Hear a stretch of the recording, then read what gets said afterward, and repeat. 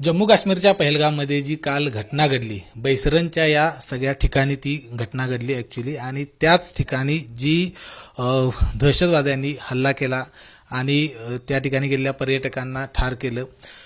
त्या घटना घडण्याच्या आधी काही तास आधी कोल्हापुरातली ही टीम आहे ती त्या ठिकाणी होती, त्या ठिकाणी पोहोचली होती आणि संपूर्ण पर्यटनाचा आनंद आहे ती ही सगळी टीम घेत होती. हे 3 मित्र आहेत, त्यांच्या विथ फॅमिली त्या ठिकाणी गेले होते. धीरज आपल्याबरोबर आहेत. मला सांगा, तुम्ही त्या ठिकाणी कधी गेला होता आणि जाण्याचा प्रवास आहे तो कसा होता? आम्ही कोल्हापुरातून 14 तारखेला निघालो आणि पहलगाम बैसरण या ठिकाणी आम्ही 2 दिवस राहिलो होतो. तिथून त्या बैसरणला जाण्यासाठी 1-2 तासाचं अंतर आहे. घोड्यावरनं प्रवास किंवा चालत प्रवास करायला लागतोय. परिस्थिती खूप तिथली डेंजर आहे जाण्यासाठी, पण रस्ता अजून झालेला नाही. आम्ही तिथून निघायला आणि हा हल्ला 5-6 तास आधीच झालेला आहे, म्हणजे 1 दिवस आधी झालेला आहे. मला सांगा, तिथली जी सगळे वातावरण आहे जे आम्ही आता व्हिडिओच्या माध्यमातून बघतोय ते तिथं तुम्ही प्रत्यक्ष अनुभवलेलं आहे. हल्ला होण्याच्या आधी काही तास आधी किती लोक त्या ठिकाणी येतात, पर्यटक किती येतात आणि त्या ठिकाणी पर्यटक येण्यामागचं कारण नेमकं काय आहे? पहलगाम मधील जे बेसरण आहे ते एक मुख्य ठिकाण आहे, जे श्रीनगरचं मुख्य टुरिस्ट प्लेस आहे. जे तिथं मिनी स्वित्झर्लंड असं त्याला ओळख आहे तिथली. तर तिथं जाण्यासाठी एक 7-8 म्हणजे 6-7 किलोमीटरचं अंतर आहे आणि तिथं घोडे किंवा आपण पायी जाऊ शकतोय. पण तिथं एवढं टुरिस्ट असतात की एक 4-5 हजार वरती टुरिस्ट रेग्युलरली असतात कंटिन्यू. तर त्या ठिकाणी खरंच बघण्यासारखं ठिकाण आहे ते, आणि त्या ठिकाणी अशी वाईट घटना घडली. तुम्ही तिथं होता आणि त्याच्यानंतर काही तासानं घडलेलं आहे. कशा पद्धतीचा तिथला सगळा परिसर आहे ते जरा सांगा. परिसर एकदम उंचावरती आहे ते ग्राउंड. तर त्या ग्राउंडवरती कोणीही जरी हल्ला जरी झाला तर आर्मीला किंवा फोर्सला पोहोचण्यासाठी 1 ते 1.5 तास लागतोय. तिथं कोणतेही वाहन जाऊ शकत नाही, असा तो रोड आहे. ही सगळी घटना घडल्यानंतर काय पहिली भावना होती? इकडे तुम्ही आलाय, फोन येत होते का? फोन सगळ्या पाहुण्यांचे काल रात्रीपासून ती न्यूज आल्यानंतर यायला लागली. आम्ही सुखरूप पोहोचलो, हे आमचं भाग्य. तुम्ही देखील त्या ठिकाणी गेला होता, विथ फॅमिली त्या ठिकाणी गेला होता. तिथले लोक कसे आहेत, स्थानिक लोक कसे आहेत त्या ठिकाणाची, आणि कशा पद्धतीचं तिथलं वातावरण आहे?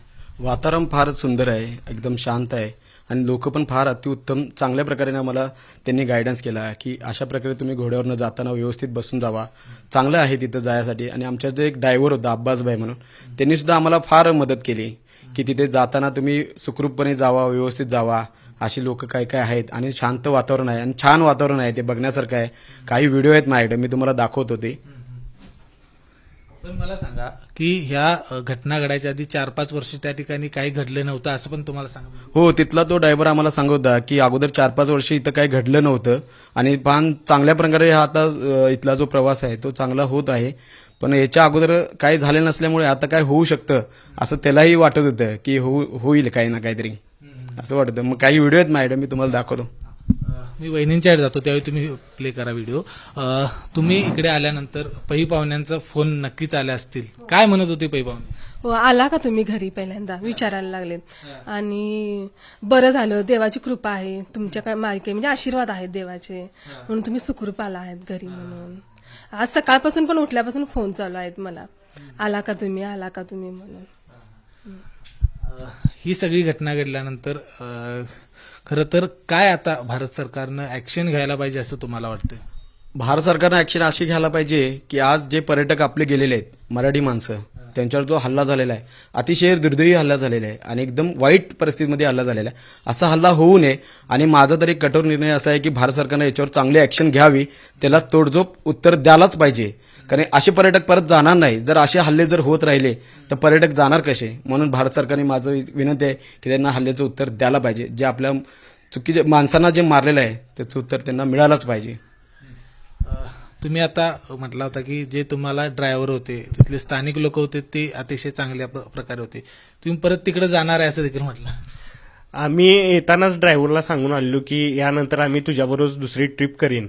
पण आता आल्यानंतर असं वाटतंय की पूर्ण भीतीचं वातावरण घरी पण आहे. आमच्या रात्री काल घरी कोणीही झोपलं नाही हे ऐकल्यानंतर. सुखरूप सगळी पोचलीत, हेच ठीक आहे. आणि नक्कीच यानंतर पण सरकार आपलं चांगलं तिथं प्रयत्न करून टुरिस्ट वाढण्याचा प्रयत्न करेल आणि अजून जास्त फोर्सचा वापर करून तिथं शांततेचं